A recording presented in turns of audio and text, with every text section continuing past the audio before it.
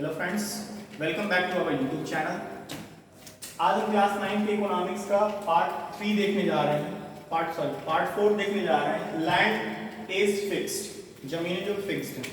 तो इसके पहले की वीडियो में हमने ये देखा कि पालमपुर में कैसे प्रोडक्शन हो रहा है। किसी कंपनी को एक छोटा सा उसमें एक पॉइंट और जोड़ा गया था कि कंपनी को स्टैब्लिश करने के लिए हमें किन किन चीज़ों की ज़रूरत पड़ेगी, या कोई भी छोटा सा आप इंडस्ट्री या कोई भी प्रोडक्शन छोटा सा करने जा रहे हैं तो किन किन स्टेज से आपको गुजरना पड़ेगा। अब हम फोर्थ पॉइंट पे चल रहे हैं, लैंड इज फिक्स्ड। चलिए देखते हैं। Farming is the main production activities in Palampur. इसमें बोल रहा है कि यहाँ पर खेती का काम जो है, प्रोडक्शन का, फार्मिंग का काम पालमपुर का सबसे इंपॉर्टेंट पार्ट था, सबसे इंपॉर्टेंट भाग है। Farming is the main production activities in Palampur. जो भी प्रोडक्ट कर रहे हैं पालमपुर वाले, वो अपने खेतों से कर रहे हैं। ज्यादा से ज्यादा लोग उससे जुड़े हुए हैं। कृषक जो है वो अपने खेतों में फसलों को उगा रहे हैं और उन्हीं के थ्रू उसको मार्केट में बेच रहे हैं, डीलर के थ्रू बेच रहे हैं, मार्केट में बेच रहे हैं। तो ये उनका मेन भाग है।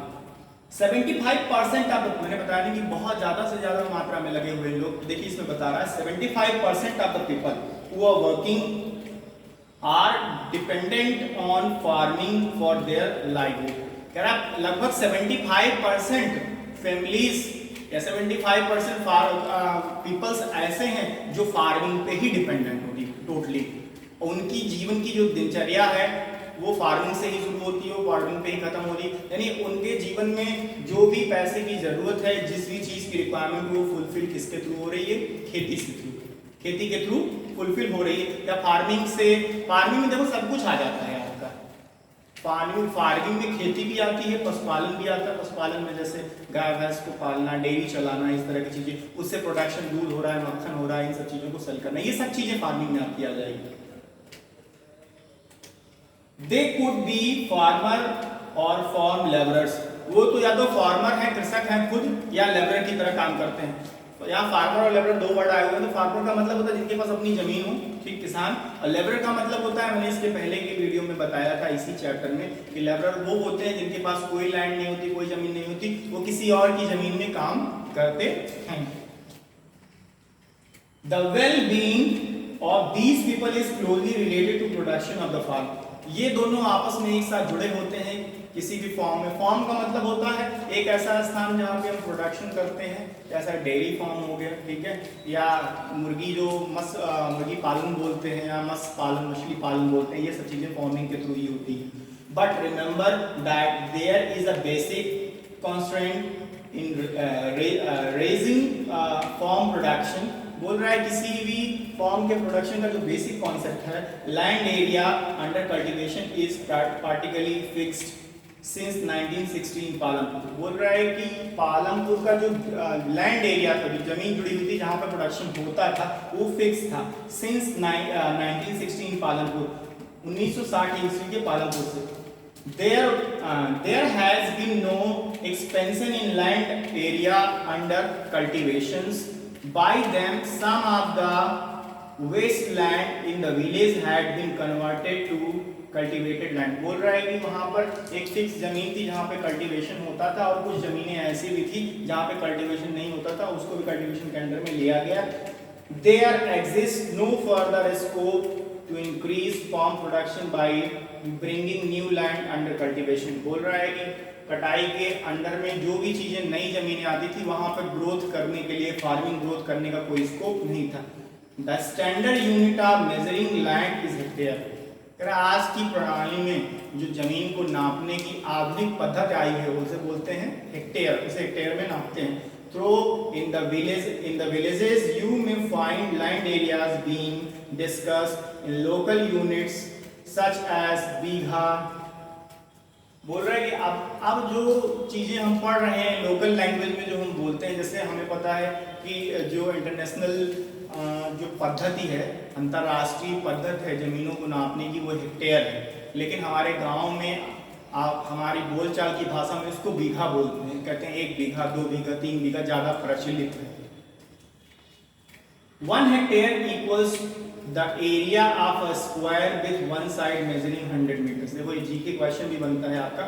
1 हेक्टेयर इक्वल कह रहा है 1 हेक्टेयर इक्वल है the area of the square, square के एरिया में with one side measure 100 metre. कह रहा है एक स्क्वायर फीट जो 100 मीटर, एक एरिया उसका 100 मीटर का है, वो हेक्टेयर में आता है।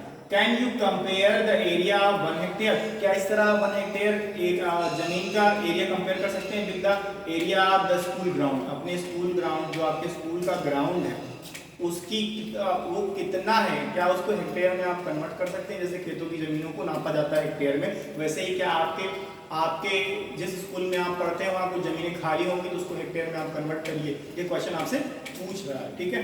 सेकंड पॉइंट हम देखेंगे इसमें, सेकंड इसी वीडियो में हम देख लेते हैं इसको भी। Second, is there a way one can grow more forms the same land. अब देखो ये क्वेश्चन वेरी इंपॉर्टेंट क्वेश्चन है, इसको आपको माइंड में सेट भी कर लेना है, most important, very very important लिख लेना है कि पूछ रहा है क्वेश्चन और उसके बारे में डिस्कस भी करेगा कि क्या एक ही जमीन पे हम डिफरेंट डिफरेंट वेराइटीज के प्रोडक्शन कर सकते हैं। जैसे आपने देखा होगा कि आपके विलेजेस में मे भी हो सकता है आप खुद ही करते हो कि अपने आपके पास एक प्रॉपर लैंड है, आप ये समझ लो कि आपके पास 1 हेक्टेयर की जमीन है, 1 हेक्टेयर की जमीन एक ही जगह है आपकी, तो वहाँ आप क्या क्या प्रोडक्शन कर रहे हैं, क्या वो वहाँ पे डिफरेंट डिफरेंट आप क्रॉप्स लगाए हैं, कहीं राइस लगाया है, कहीं व्हीट लगाया हुआ है, या वेजिटेबल्स ग्रो अप कर रहे हैं आप, तो इस तरह का क्या प्रोडक्शन आप कर रहे हैं, तो उसी के बारे में पूछ रहा है, इसमें बता भी रहा है। इज देयर, क्वेश्चन आपसे पूछा है उसके सोल्यूशन के बारे में डिस्कस किया गया। इज देयर वे, क्या कोई तरीका है, one can grow more from the same land, क्या कोई तरीका है कि एक ही जमीन पर कई प्रकार के प्रोडक्शन हम कर सकते हैं फार्मिंग के। देखते हैं, in the kind of crops grown and facilities available, Palampur would resemble a village of the western part of the state of Uttar Pradesh. बोल रहा है कि पालमपुर उत्तर प्रदेश के वेस्टर्न पार्ट का एक गांव है। ऑल लैंड इज कल्टीवेटेड इन पालमपुर, यहाँ पे सारी जमीनें जो है कृषि के रूप में इस्तेमाल की जाती है, कल्टीवेटेड, कटाई के लिए इस्तेमाल की जाती है, प्रोडक्शन हो रहा है वहाँ पे, क्रॉप को उगा रहे हैं, ग्रो अप कर रहे हैं वहाँ पे। No land is left idle, इस तरह के लिए कोई भी जमीन बची नहीं हुई है। ड्यूरिंग द रेनी सीजन, बारिश के मौसम में जब खरीफ की फसल उगाते हैं हम, फार्मर्स ग्रो ज्वार एंड बाजरा, किसान क्या करते हैं ज्वार और बाजरा, जैसे इस समय जो खत्म बारिश का सीजन खत्म होने वाला है, सितंबर तक खत्म हो जाएगा आपका, ठीक है, सितंबर लास्ट तक, तो ये क्या खरीफ की फसल का समय चल रहा है, तो इस समय लोग ज्यादातर क्या करते हैं खरीफ की फसल में क्या उगाते हैं, ज्यादातर इसमें जो पालमपुर के लोग हैं ज्वार और बाजरा उगाते हैं। These plants are used as cattle feed, कह रहा है कि इनका इस्तेमाल कहाँ किया, ज्वार और बाजरा के साथ साथ इसका दो काम है, एक तो पहले ज्वार बाजरा भी मिल गया हमें, दूसरा जो है ये हमारे जानवरों को खाने का चारा भी हो जाता है। कैटल्स जैसे आपने किसी ने गाय रखी, किसी ने भैंस, किसी ने बकरी या मुर्गी वगैरह कुछ भी पालन आप कर रहे हो, ठीक है, तो उनके खाने का भी चारा हो जाता है। Using cattle feeds, it is followed by cultivation of potatoes between October and December. कह रहा है कि जब अक्टूबर और दिसंबर में जब हम पोटैटोज बोने लगते हैं, आलू जब हम बोलने लगते हैं, उससे पहले इसकी कटाई कर लेते हैं। अक्टूबर में, अक्टूबर से जनवरी तक का जो ठंडी के मौसम में वो फसल को उगाते हैं वो क्या है, आलू है। अक्टूबर के महीने जैसे ठंडी शुरू होने वाली होती है, अक्टूबर नवंबर, उसी बीच में हम आलू की फसल को बो देते हैं, जनवरी फरवरी तक हम काट लेते हैं। तो कह रहा है कि उसके पहले इसकी कटाई ज्वार और बाजरे की कर लेते हैं। इन द विंटर सीजन, रबी की जब फसल होती है, ठंडियों के मौसम में जो फसल होती है वो रबी की फसल होती है। Fields are sown with wheat, दो चीजें हम उगाते हैं रबी की फसल में। रबी की फसल में हम मुख्यतः दो चीजें, गांव के लोग ज्यादातर दो ही चीजें उगाते हैं, पहला तो व्हीट गेहूं, ठीक है, दूसरा जो है ज्यादातर मात्रा में हम पोटैटोज यूज करते हैं, आलू का इस्तेमाल करते हैं अपने खाद्य सामानों में, इसके आलू की बुआई ज्यादा करते हैं। From the wheat production farmer keep enough wheat for the family consumption and sell the surplus wheat at the market at Raniganj. अब बता रहा है कि देखो हर जगह का वही है, लेकिन हम एक पालमपुर के बारे में पढ़ रहे हैं, तो कंपेयर करने के लिए पहले बोल दिया कि अपने गांव से कंपेयर करो, क्या पालमपुर में क्या ऐसी चीज हो रही है जो आपके गांव में नहीं हो रही। तो ये सब चीजें तो बेसिकली सबके विलेजेस में होती है कि किसान क्या कर रहे हैं पालमपुर में, पूरे साल जब गेहूं की फसल हो गई अच्छे से, उसकी कटाई कर ली, तो गेहूं की फसल को अलग कर लिया, कितना अलग कर लिया, पूरे साल भर का जितने लोग हैं गिनती करके कि इतना गेहूं 1 किलो 2 किलो आटा हमारे यहाँ दो डेली लग रहा है, तो पूरे साल में कितना लगेगा एक रेशियो बना लिया, 4 क्विंटल 5 क्विंटल 4 क्विंटल 5 क्विंटल बना लिया, उसको निकाल लिया। बाकी जितना बचा उसको रानीगंज में ले जाकर के बेच देते हैं, कुछ पैसा उससे अर्न कर ले रहे हैं। यही सब कर रहे हैं विलेजेस एरिया में, यही सब करते हैं। आप भी अगर आपके पास भी लैंड होगी, जमीन होगी, तो अगर आप उस जमीन में कुछ बुआई करते हो तो यही कर रहे होंगे। तो ऐसा तो बता रही है, तो सेम है बस, बेसिकली ये चीजें तो सेम मिल रही सभी विलेजेस में, इंडिया के सभी विलेज में हो रहा है।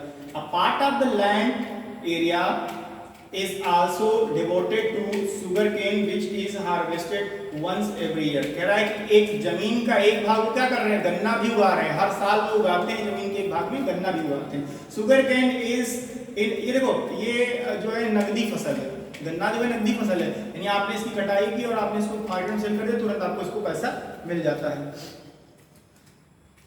A part of the land area is also developed to sugarcane which is harvested once every year। साल के एक भाग, हर साल जो है जमीन का एक भाग हम गन्ना उगाने में अपना जमीन को इस्तेमाल करते हैं। Sugarcane in its raw form or a jaggery is sold to traders in Shahpur. बोल रहा है सुगरकेन गन्ने से के रॉ मटेरियल से जो गुड़ बनता है उसको हम क्या करते हैं, शाहपुर में सेल कर देते। तो पालमपुर के लोग, इस पैराग्राफ में हमने पढ़ा कि पालमपुर के लोग एक फसल से कैसे कई सारी चीज़ों का इस्तेमाल करते हैं। तो जैसे जब खरीफ का सीजन आता है तो खरीफ के सीजन में जौ बाजरा को बो देते हैं, तो उससे दो काम हो जाता है इनका।